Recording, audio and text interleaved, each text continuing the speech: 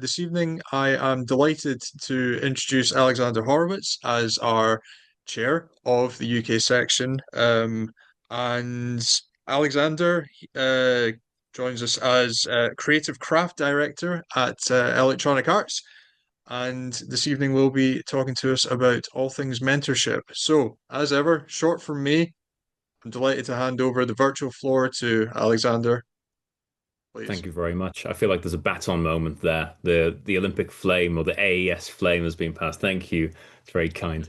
And yeah, it's very exciting actually to be joining as essentially chair. Now, there's a lot of weight in that title, but ultimately, I think there's an opportunity for me to try and support some of the initiatives that are already going on very well within the UK. And the UK committee, and to try and facilitate bringing some of those ideas to the fore as well. So we've got a lot of great people around the AES UK committee now, and I think we're just starting to make progress when it comes to not just, of course, the bread and butter of what we do in terms of audio in all its different forms, but also some of the initiatives around learning and teaching, around awareness of certain things, and then, of course, things like mentorship, which is why we have the topic tonight. That's something I'm deeply passionate about, but something that I've been trying to find different ways of threading through all of the different things I do in life, whether it's working at EA, whether it's working with folks with the Audio Engineering Society, or just day-to-day teaching and learning opportunities.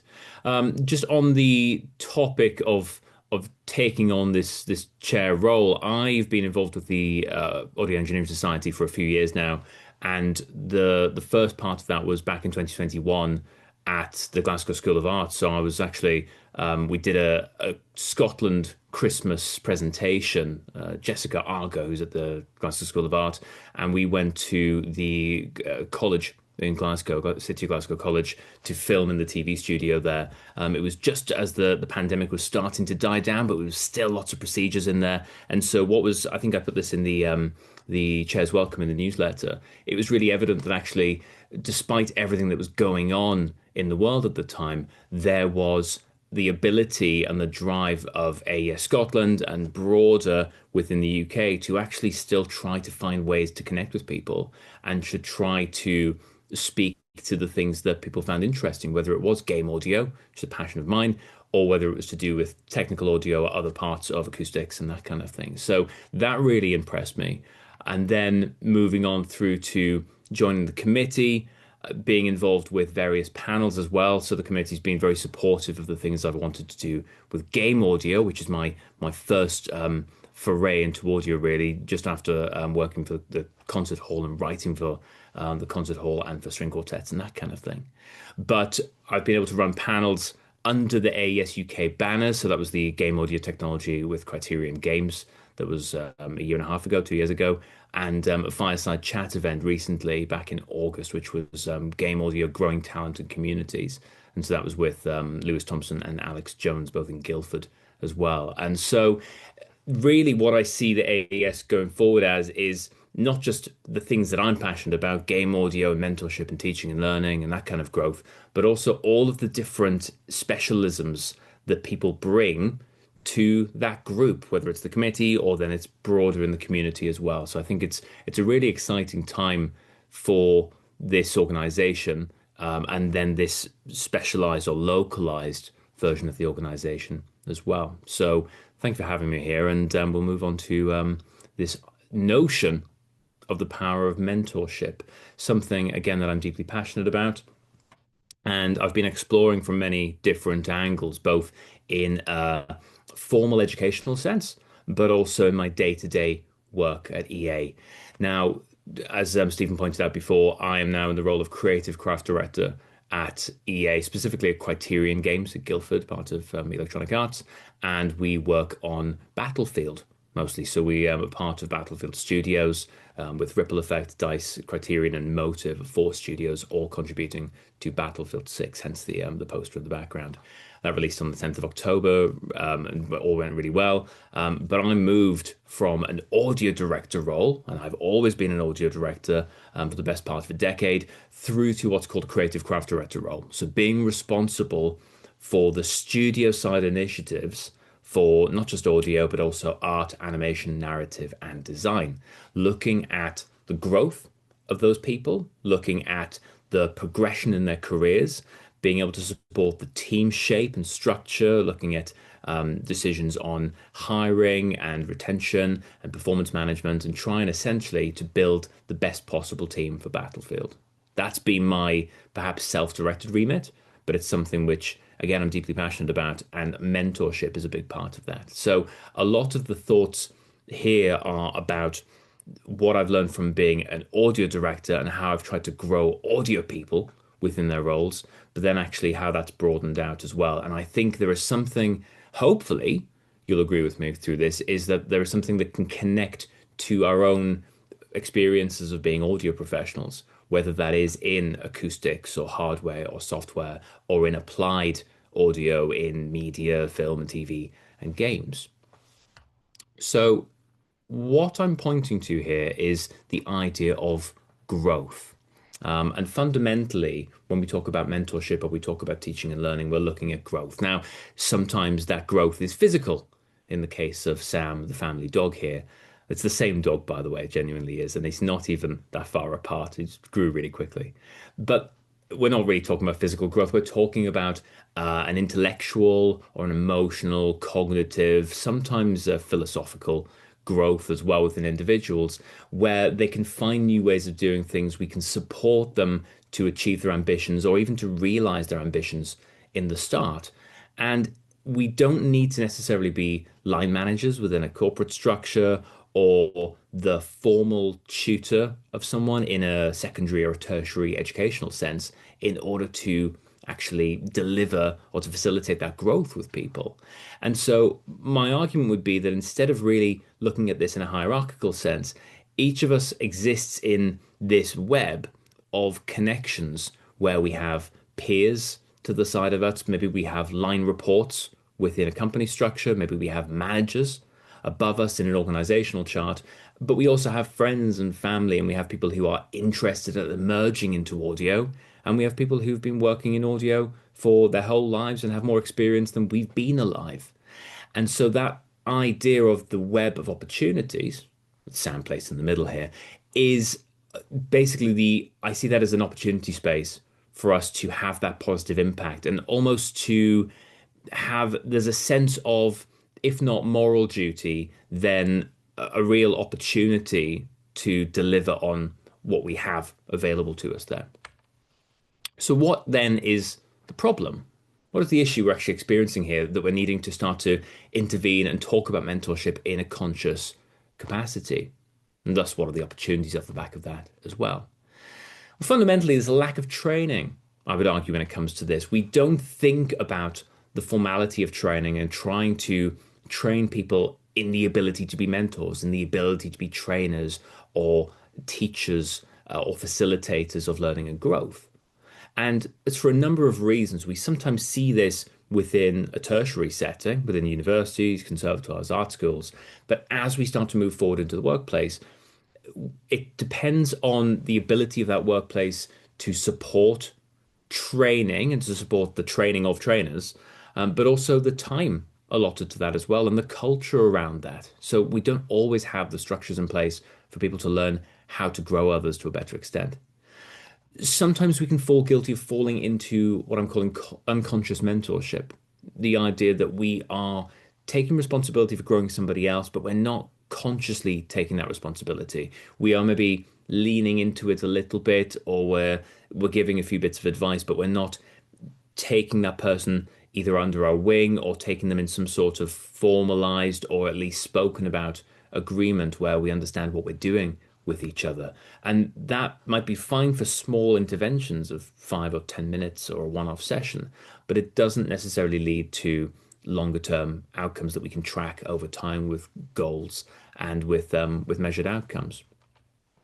There is also, I see in mentees and in mentors as well, failure to clarify what they need, what they want, what their desires are, and what their aims are for their own growth going forward. And so again, this comes back to the idea of being conscious about how we want to grow. If mentees can feel supported and facilitated by somebody who's there to develop them, whether again they're above or below them in the org chart or in the tertiary or secondary educational org chart in terms of teacher and student um, educational relationships, then how can we expect them to be clear about those needs and wants, those desires and those aims? So, looking at some of the hats that I might wear, then some of the approaches that I personally take towards growth, there are four main areas. The first thing is teaching. Teaching being the idea of I'm the teacher, you are either the student or you are the group of students, and it's a one to many, sometimes a one to one, but a one to many type of interaction. And as the teacher, I might say, this, whatever this is, let's assume it to be a branch of audio, is how most people do the thing. This is how most people do 5.1 mixing. This is how most people look at mic choice and placement. If you learn it like this, that's how most people do it. That's the established theory for this thing. And if you go away and learn that, then you will be able to do the thing. And that happens for so many areas of education and growth and is perfectly feasible as well. By me putting this first and suggesting that I'm almost sounding like I don't think this is valuable, and it is in many circumstances. There are correct ways to do things, but it is only one way of growing others. Then looking at the apprenticeship model, and this is something that when we look back to the Middle Ages of England and we look at the idea of blacksmiths and carpenters and other professions that one might find in Dungeons and Dragons, you look at this idea of I am the expert, I'm the master, I'm the expert, and you are the apprentice. Again, it's a top-down model, which suggests that I hold the knowledge, and when you learn to do this thing in my way, then you will become as accomplished as me, and you can go off and you can be the expert and you can teach other apprentices. Again, the X in this could be anything. It could be mixing, it could be recording, it could be anything to do with audio or anything at all. But within the context of the Audio Engineering Society, of course, it makes sense that we think about this as some hardware, software, acoustics, some audio related skill. Now, those two are really interesting, but it's the latter two that I want to focus on in more detail. Coaching. The coach and the coachee, again, seems like it would have a hierarchical relationship, but not necessarily. The coach is responsible for allowing the coachee to explore certain areas of thought and growth and actually start to come to their own conclusions. So rather than saying, this is how most people do something, or this is how I do something, now you try, the coach says, tell me more about your approach to doing X. Tell me more about how you do this. And it's almost like rubber duck debugging, which, if people aren't familiar with this, the idea of if you are a software engineer or a computer programmer, a coder, and you're struggling to try and fix a problem to debug something, then you take a rubber duck, you put it on your desk, and you tell the rubber duck what the problem is that you're trying to solve and what you've already tried in order to fix the problem.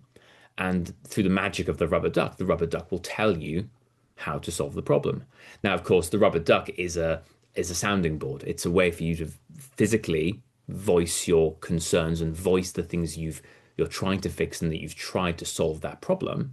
And then the rubber duck is a stand-in for you saying, and now saying this out loud has helped me understand this. The coach is the guided version of the rubber duck in my experience. The coach is able to say, tell me more about this. Tell me more about that specific area. And when the person comes and then explains their process, the coach can pinpoint specific pinch points, essentially, where that person may have not explored something which is holding them back. So let's discuss your approach to X, then becomes a way of opening up the thoughts of the person who's the coachee. The final part of this is the counseling or the psychotherapeutic approach. And this might seem like a bit of a tangential piece because this isn't something we usually think about within a tertiary academic setting or within a workplace setting as well. But why is doing this important to you? How do you feel when you do this thing? It's almost related to the coaching model, but in a way we are exploring the feelings associated with doing something rather than necessarily just the practicality of it. And I've had some experience of training in a counseling or a psychotherapeutic context. And actually, it's really helped me relate to people in an educational context or in a work capacity, trying to help them understand the way they feel about something and where they may be holding themselves back from growth or from accomplishing something because of the way they're relating to it in an emotional manner. Now, these two are the things I wanted to discuss further now. Teaching and apprenticeship, there's much written about it. Coaching and counseling, especially within technical fields like audio, is sometimes underutilized. And so I think that mentorship, the idea of mentor-mentee relationships that are founded on the idea of coaching and counseling, of trying to actually balance out the leader-follower model or the hierarchical model, I think there's a lot of value in there. When I have a mentoring session with a student or with someone who is in EA or an organization I'm working with, this is the model that I tend to use. Very, very simple. Starting with the past, starting with what has happened before, what has led us up to the point where we're having the conversation. Now, if this is the first time that I've spoken to someone, that will be a lot of time, but again, we're looking at the highlights. So starting to look at everything that led us up to this point. If we've already had a session before, what has happened since the last session? What has happened? What has changed? What progress have you made since the last session? To get me up to speed. The present then becomes what we're going to do right now to explore the topics, to open the box, to start to have a look inside, and for those counseling and those coaching models to start to unpick the person's relationship with their practice. Then moving on to the future is what are the actions that you, that is the mentee, what are you going to take? What have you identified through that present section that you are now going to take forward into the rest of your practice, the rest of your life? Now, the weighting of these, if we were talking about an hour-long session, might be something like 15 minutes, 30 minutes, 15 minutes again. But it's malleable, and I don't necessarily always stick to past, present, future. It's a framework that sometimes crumbles on contact with the enemy, but really it's the idea that this is a starting point, and if in doubt, let's cover where we were since the last session, let's unpack that, let's try to then codify that into actions and into something that can serve to drive change fundamentally before the next session. I want to draw your attention to a case study. Preparing music production students for graduation through mentoring. This is a research project, small-scale research project that I undertook at BIM University. Now, my role at BIM University, I have a fleeting lecturing position where I run the game, sound, and music module in Brighton. And BIM University used to be the British and Irish Modern Music Institute. It's gone through a bunch of different names. It was granted university status recently. And so the game, sound, and music module has been my baby for several years now. And I wanted to see how the students on that module could actually be prepared using mentoring for that transitionary period between when they're on my module and when they're finishing off their final year, because the game, sound, and music module is an elective module for year 3, their final year of undergraduate study. How mentoring can bridge that gap between then and them looking to either further their study or prepare for professional life, to prepare for the industry, whether that industry is game audio, it could be. But actually, a lot of my students are also interested in working in recording studios. They're interested in audio in various forms, installation, singer-songwriters sometimes take that module as well, because again, it's an elective module. So how can mentoring, how can that coaching and that counseling model be put into practice to prepare those students? The assessment for the module is quite open-ended and quite straightforward. Students have to design a brief for a game, a made-up game. They come up with a brief. They have to answer questions such as, who do they play as in the game? Where is the game set? When is the game set? What do you do? How do you want the player to feel? And then they have to deliver upon that brief by creating audio assets and implementing them into audio middleware, such as Wise. And what they have to show in the assessment is their ability to create adaptive composition that changes based on in-game parameters, to create sound design that is befitting the brief, and to utilize the features of the audio middleware, in this case, Wise. The challenge then is that these students are technically strong. They do understand how to use the software, generally speaking. They may not at the start of the module, but they pick that up relatively quickly. They're also very creatively adept as well. My students come along with a whole host of ideas, but they have a certain level of anxiety about the transition from their position as final year students through to emerging or young professionals. They create for the module. They create their audio assets, they implement them into Wise, they package that all up, and they write their report, of course. They submit that for the module, but this doesn't translate into readiness for the industry. And so, what I then propose, or in this case study, is the addition of mentoring post submission to actually affect that change. Now, their ambitions are fairly straightforward, but actually have a lot of richness to them when you write them down. Students have said to me that they want to know what they're aiming for. They want to know what their how their lives will pan out, essentially. What am I trying to achieve in my career, and how do I know that the things I'm doing now will help me get there? They want to feel a sense of being a game developer, some of them. So this, not just a sense of agency, but a sense of identity that they are a game developer, that they are capable of making or contributing to games. They want to feel that their work showcases them, that somehow their inherent qualities as a person or emerging professional are imbued within the work, and that a portfolio website that has all of their best work on somehow showcases the best parts of themselves as well. They want to know what to do next. They want to know what steps they have to take in order to realize those ambitions that, again, are still emerging, but they know generally the direction that they want to go in. Finally, they want to know who they are as an artist. So, this idea of being creatively expressive and using the technology, using the largely software, in some cases hardware, but using that to express artistic and creative aims. Again, my students are very creative. They're not in necessarily a traditional tertiary environment where they're expected to do a lot of academic research. They're there writing songs, they're creating tracks, they're recording, they're mixing, they're doing things in game audio. The method for the case study was as follows. Between March and May 2025, I took 7 students and gave them each 4 structured mentoring sessions of an hour each. And obviously, of course, that results in 28 hours of contact time. But the 7 students had very different aims and ambitions and different starting points as well. We went through the same process. Mentoring was the thing that was delivered to the students, with the students. Again, we'll speak about this in terms of their outcomes later. Then there were interviews that took place. So I interviewed each of the students and then transcribed those interviews.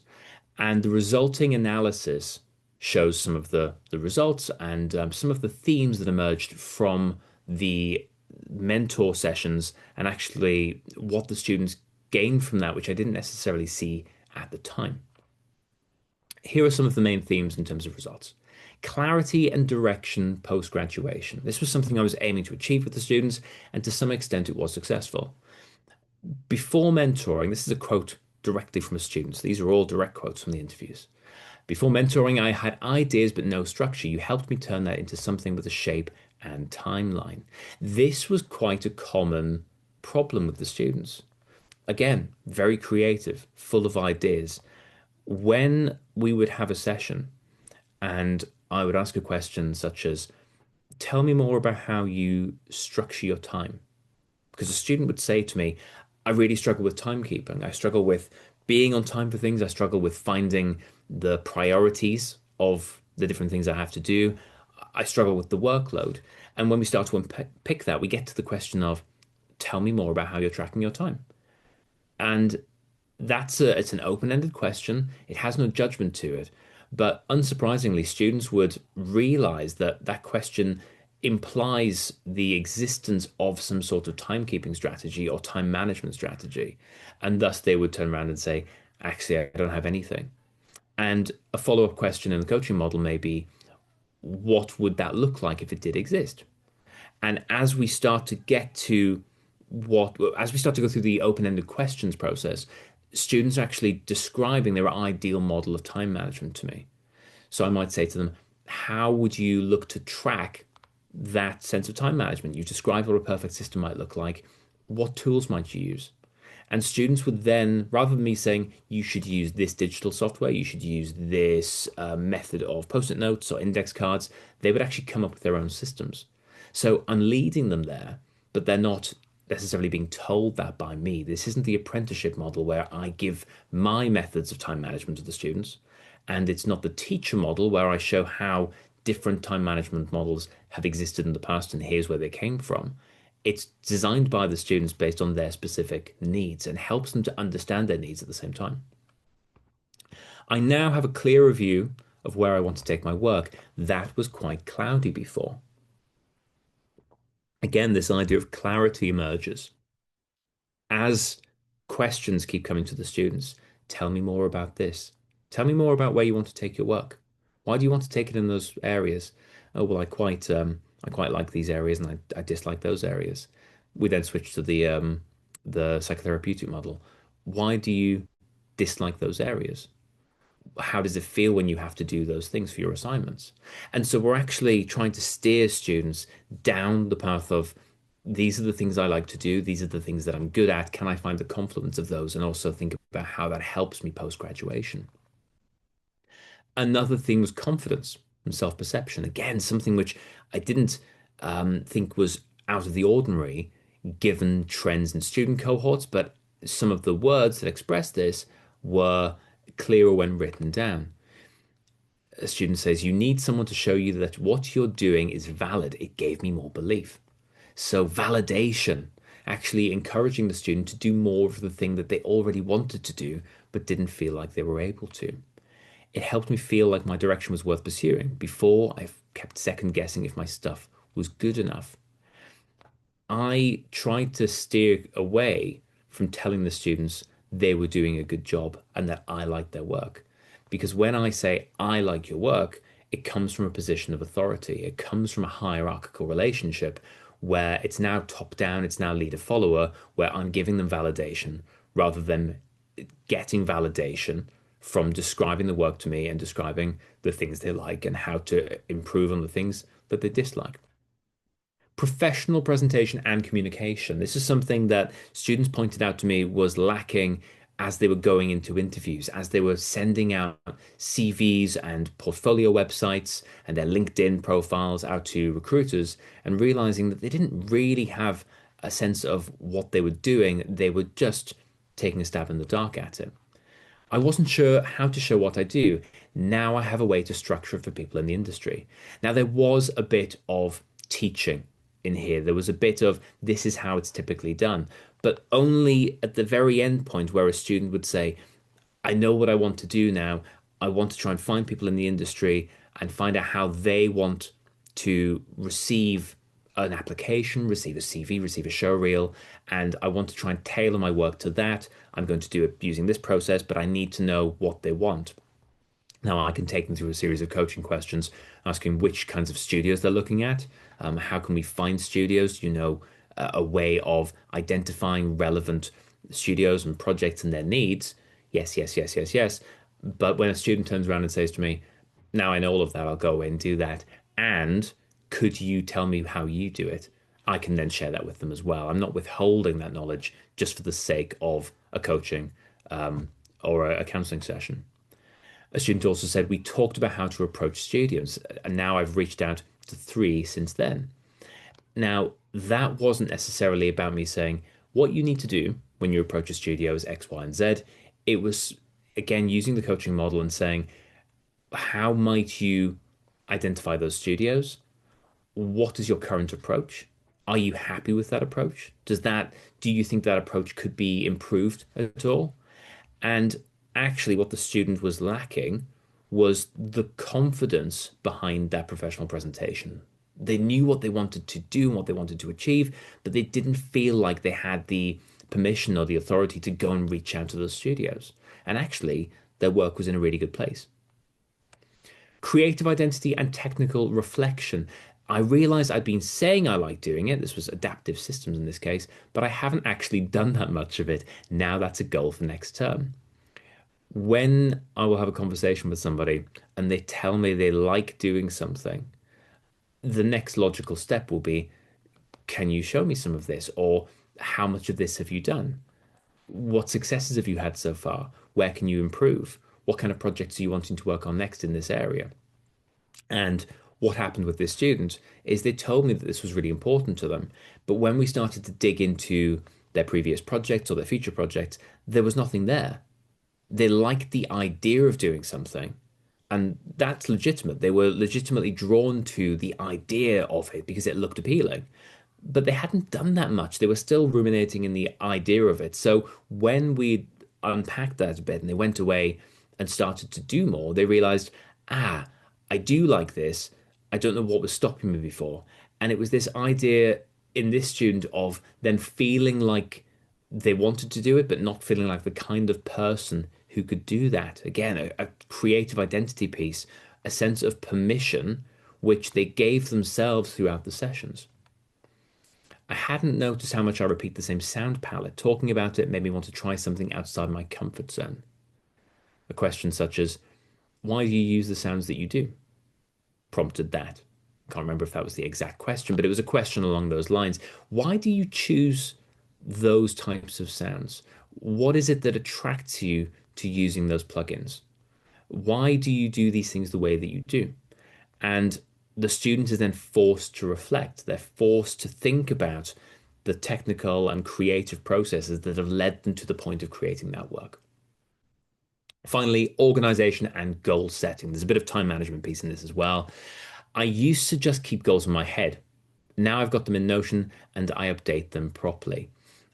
Again, the question that prompted this was likely something like, what are your goals beyond graduation?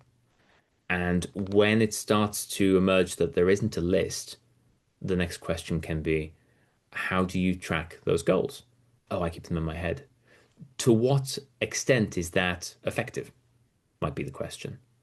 And we start to get to the point where the student actually realizes that they don't like the organization model that they have. Now, there is an argument that I'm leading them to that point, and I am to some extent, but I'm trying to determine the whole time whether that's in their interest or not. If they're perfectly happy writing things on scraps of paper and scattering their desks with it, great. If that works for them, that's fantastic. But a lot of the time, that doesn't work for them. And they tell me that during the session. I'm actually finishing more of the things I start now. It's because I've got a plan, not just vibes. I love that, not just vibes, man.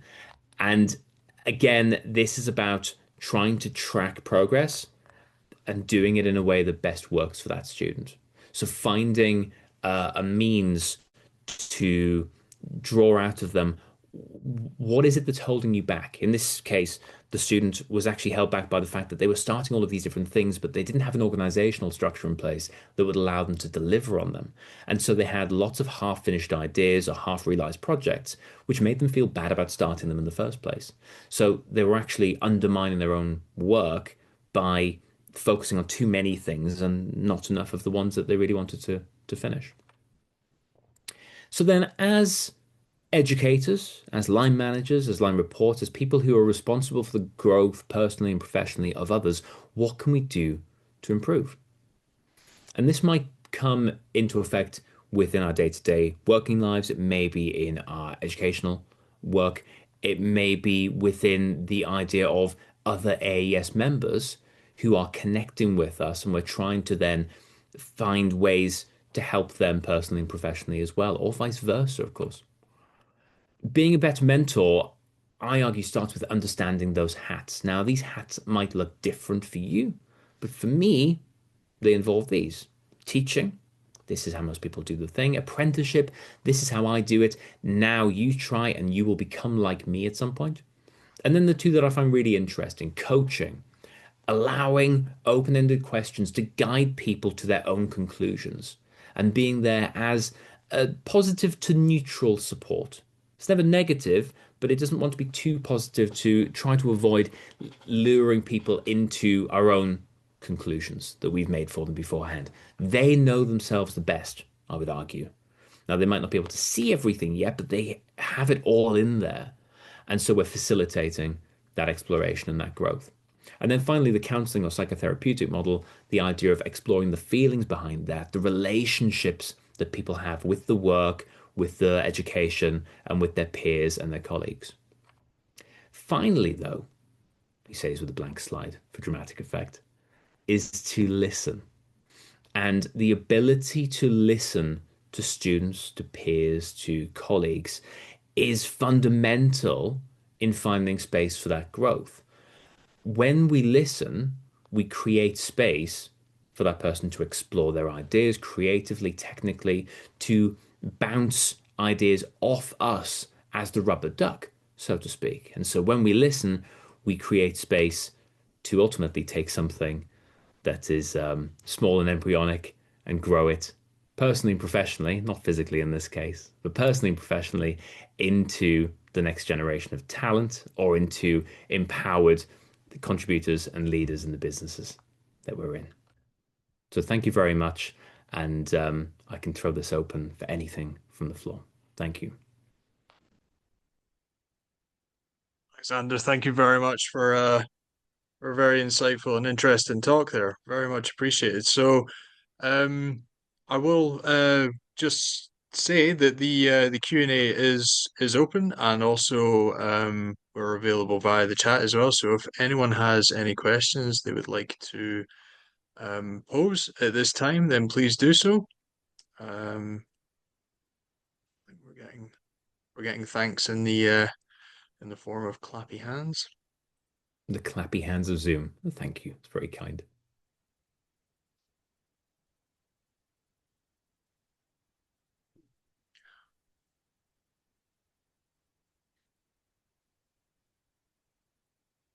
Stephen, in case anyone is typing furiously, is there anything from you? Myself, I would just ask, a ve- with apologies for such a generic kind of question, hopefully an open one. Um, when you practice mentorship as a thing, especially in the context of higher education with students and whatnot, that's definitely one thing. I wonder if you have any recent examples or recent experience of ingraining it through your day to day. Um, I just wonder if there was like a maybe something as simple as just an anecdote or uh, a sort of maybe a um, an idea of how this could be brought about more effectively, just in general, for people to mentor each other. The rubber duck approach is definitely one thing where you bounce around ideas and that kind of thing. But I wonder if there's any other strategies that you could fit in line with if we imagine a an office environment where people are siloed and whatnot. If there's anything that you found in professional experience that is sort of just well, not organically, but fused or acted as a catalyst for more peer support and mentorship in that regard. In an office environment, we obviously have the org chart, and so we have manager and report relationships. And I think managers can take part of this in terms of the open-ended questions and the idea of facilitating somebody else to think. So when we do our one-to-ones with a report, and I manage the interns directly, and I have a lot of hands-on experience with the interns and trying to find ways for them to grow.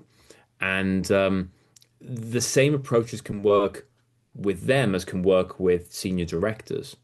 You can actually take that open-ended approach because someone who's got 20 years of experience will tell you things with more experience. They'll understand the technical and creative limitations more, but they still have the same problems in that they're still on the edge of their understanding of themselves. And so when it comes to one-to-ones, I think that can work. When it comes to peer learning, to your point, I think you can try to do this. Well, you can do this formally or informally. I think it always has to be conscious, but you can do it formally or informally. So the thing I was doing with the students there was a formal structure. It was, this is a mentor session. If I have a one-to-one, whether it is with uh, say, an intern or whether it is with a senior director, I, we can make it a formal one-to-one where the power is that I'm there hierarchically above, and thus I'm the one who is facilitating that conversation. You can do the same thing with groups of people as well.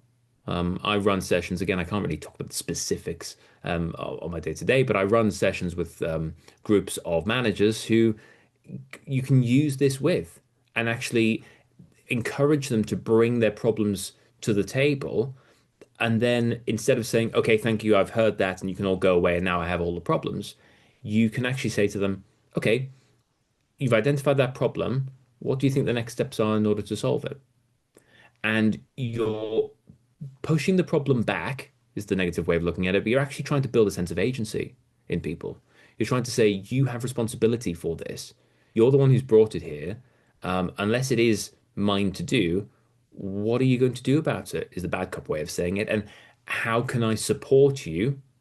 But you're the one doing it, is the good way to say it. So I think it's about bringing that mindset and either using it informally, where you're not saying it's a mentoring session, but you're using all of the skills, or formally, where you say, this, we're doing a coaching session, we have a one-to-one, and this is a mentoring session. What's on your mind? And the person then starts, and usually the cream will rise to the top. The biggest problems on their minds will you'll get there eventually with it. I wonder, this might be a bit of an unfair putting you on the spot kind of big question. It's just, do you reckon the workplace would be better for everyone if a mentoring spirit was sort of just brought by everyone? I think when you say, is it putting me on the spot? Because I can just say yes. I Right, do think it okay, would be better. Of course it would. Yes, next question. fair enough. But how the open-ended question would be, how would it be better? Or how could it be better or worse? How would it change if that were the case? If you had a culture of mentoring, a culture of coaching, we can use it slightly interchangeably because the coaching model is the one that I'm putting the most weight on in this session of the idea of mentorship. But if you had a culture where everyone within the organization was responsible for everybody else's growth and they were doing it, can you imagine how powerful the organization would be? Because Mm, even in a small organization of, say, 50 people, as soon as one new person joins, the onboarding experience is everybody's responsibility. So everybody is responsible for helping that person get up to speed and understand how the organization works. And when somebody is falling behind, as in they're not able to do the things that are asked of them, performance management isn't just on the manager, it's on everybody. When somebody is really good, they don't necessarily pull away from the pack. You get this with stack ranked systems where some people are behind and some people are the best, and we try and find ways to platform the best.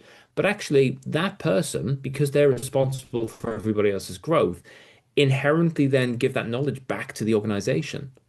So I think an organization that could actually do this, and I finished reading Turn the Ship Around. It's all about the US Navy nuclear submarine, which uses to some extent some of these theories, the idea of giving people a sense of agency and creating more of a mm, leader-leader relationship rather than a leader-follower relationship. So rather than me saying, this is what I want you to do, it's the other way around. People say, I intend to do this.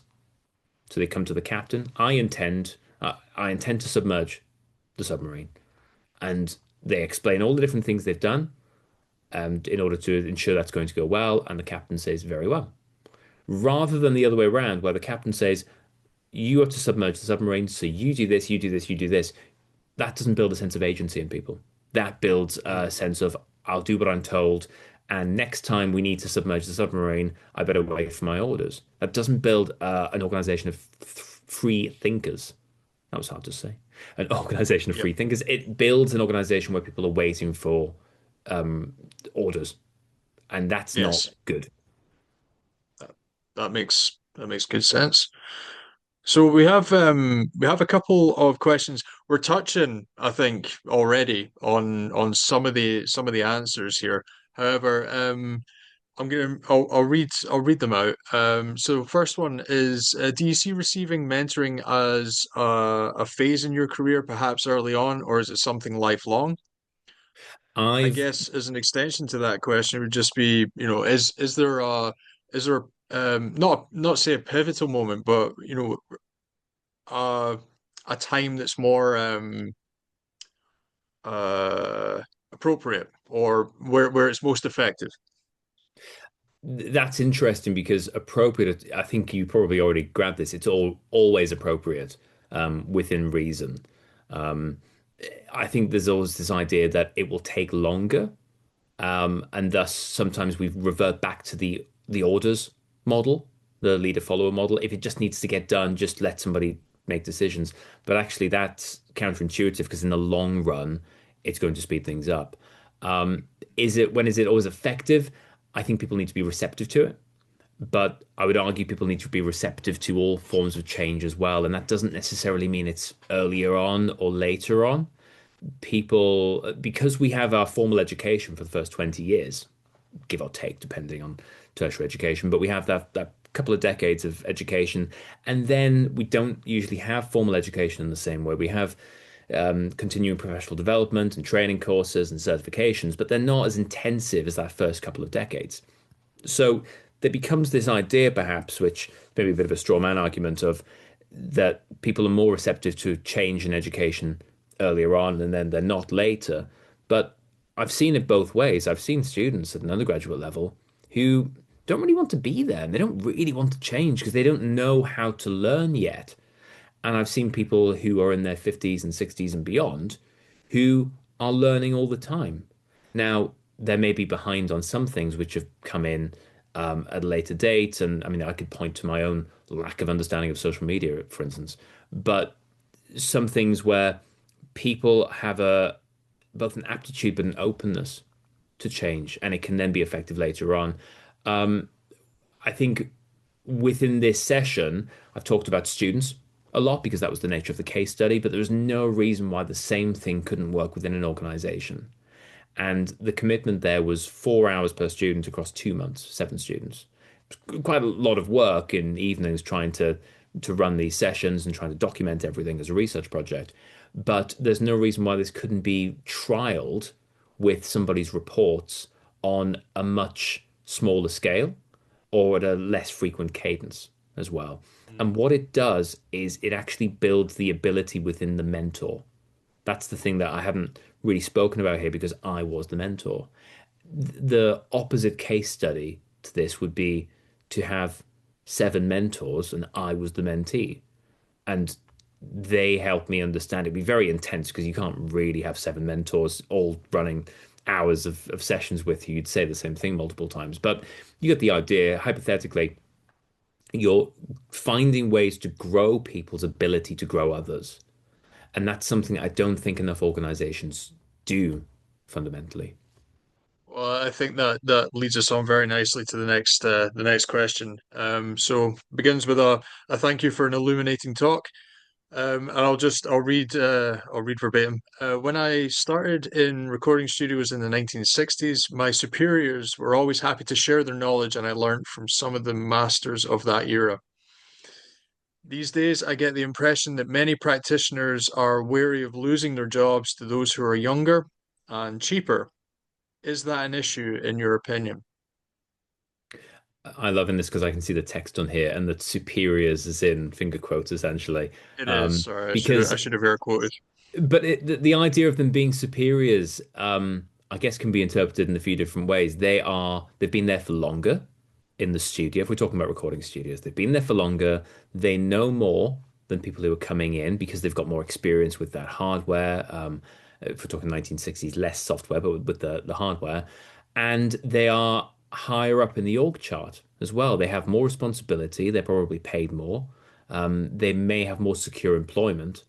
And it's interesting how that then hits the reality of the job market later, because the second half of this question is, well, will those people lose their jobs to younger talent if they share their knowledge? Do they make themselves redundant by sharing their knowledge? And I guess it's interesting because it suggests that it's a zero-sum game to some extent, but also that if I have this much knowledge and I share it all with you, that now you know everything I know, and then you're just as good as I am. And I don't know it's ever possible to. I think that the fear is potentially founded in something which is very real, which is the idea of younger talent wanting to work for pennies and work unsociable hours and all the rest of it. But the idea that you can take all of that experience and all of that knowledge and create a clone of yourself quickly enough that you become redundant, I don't think is possible unless that person didn't have much skill to begin with. So the idea of if someone is a bit of a chancer and they're there and they don't want to show anyone what they're doing because it's actually quite easy, they don't know that much. Understandably, that would make sense, but I don't get that's the impression. I'm reading into this, but the idea of starting recording studios in the 1960s with people who've been there for, well, as long as the hardware's been there. How do you, within 6 months, learn everything they know and then more? Did they really know that much to begin with? So I'm having to kind of read around the edges of the question a bit, but I don't think it's possible to get people up to speed that quickly. Otherwise, we wouldn't have people who were holding so much knowledge. We wouldn't have experts in the same way if it was so easy to pick up. And we all know this from being audio specialists, in that it never ends. There is no end to the amount of knowledge. I know quite a lot about game audio, especially relative to my peers in the AES, but I don't know nearly the half of it when it comes to if I'm there with other game audio experts. And so for me to share what I know comes back as well. It builds a culture of sharing. That's not even when you start to consider everything else outside of game audio. I know a little bit about acoustics. I know a little bit about various other parts of audio and metering and measurement and things, but I don't really know that much about it when you compare me to peers in AES. So it's that idea of wouldn't it be great if we all took responsibility for sharing our expertise with others? Isn't that the kind of organization we want to be part of? Isn't that the part of AES, the type of AES we want to be a part of as well? So it's very much a vision to be upheld, I would say. We've got one more on the chat, and I'll just read out. So, would you agree that a mentor-mentee relationship is a mutual and respectful relationship between two people? That is one with knowledge, experience, and perspective that is valuable to someone with limited knowledge, skills, and high potential, where both are willing to commit and keep an open channel of communication to advance her professional life in balance with future goals. There's a lot in there. I know you've read that out for the screen as well, but also I'm looking at the text in here, and there are lots of different ideas in here. What I'm taking from this question is the notion of the hierarchy and who has the knowledge and who has the desire for the knowledge. And I think that can be the case when we're looking at specific modules. Let's say, for instance, my game sound and music module with my students. My students don't know very much about game audio when they start the module because it's an elective module. They're there to learn from the ground up. And I know a lot. I've worked professionally in game audio for many years. So there is that knowledge transfer from me to the students. They always teach me something. I always learn something new from running the module, even if it's the way in which they use some new piece of software that I'm not familiar with, because there are lots of them and there's one of me, and I'm going to find something new. But within, let's say, an environment where like a professional working environment with a manager and a report to that person, I don't always think, unless we're talking about a senior manager and a very new intern or junior report, which doesn't all necessarily happen. It only happens in places where, say, I have the interns because there's an opportunity for growth there. But for instance, if you have someone who is very skilled in an area and that's why they're the manager of that department, one of their reports will likely have skills in other areas that work the other way around, that can actually teach the manager something. And you hear this, it's somewhat tired, this expression of when we're teaching something, I learn as much from teaching as I teach the students. It's not always true. I've taught students before and I haven't necessarily learned anything in the session because I'm there teaching something. I'm not there to learn from the students, they're there to learn from me. But I have been in professional working relationships where I've taught my manager something that's actually helped them be much better at their job, or someone who reports into me has taught me something which I take on and apply in my day to day. So I think we need to be really careful when we have mentors and mentees that we don't find a new way to create a hierarchical relationship. All of this is about trying to level that a bit, where the mentor is actually the facilitator of growth rather than the person who says, I am going to grow you. It's like the watering of a seed, if I had to use an analogy for it. You can't just keep watering the seed and you can't force it to grow. It's you create the conditions for its growth and then it does the growing by itself. Okay. Well, Maybe I should have I think replaced all the pictures of dogs with seeds and trees next time. I think dogs went out in this uh, presentation for sure. Okay. Well, I think that would be a salient and good point to finish on if we're all in agreement. So all that remains is to say, Alexander, thank you again very much for your presentation. We'll look forward to what the year holds as as you take on the chair. Thank you very much. Thank you, Stephen, for hosting, and thank you for the committee rather, for being so welcoming as always, and supportive of everything I'm trying to do and everything we're all trying to do. Looking forward to it. Brilliant. Take care, Pleasure. all. Okay, thanks again, everyone. I wish you a good night.